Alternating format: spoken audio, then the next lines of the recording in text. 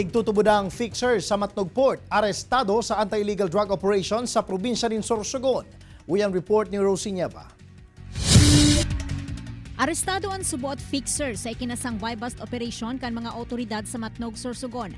Na-recover sa 51 anyos na sospek ang sarong sachet kan pigtutubudang shabu na nasa 10 gramo asinan buy-bust money na ginamit sa transaksyon.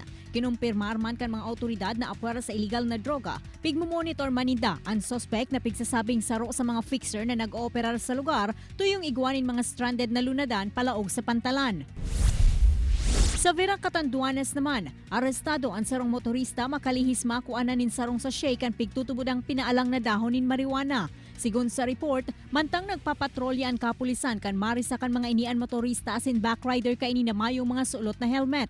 Kan pigsitaan mga ini, biglang pinaharurot ang lunadan kung kaya nilapag kan mga otoridad, alagad nakabangga subuot sa sarong sementadong marker ang motorsiklo. Tulos man na nagresponde ang medical team, alagad nakuha sa lugar kan pinangyarihan ang sarong plastik na igwang laog kan pigtutubudang marijuana. Sa ngunyan, nagpaparahay pa ang motorista na nasa angatanan ni maninigong kaso mantang nakadulagman ang backrider kaini. Ini si Rosie Nieva, Balitang Bicolandia.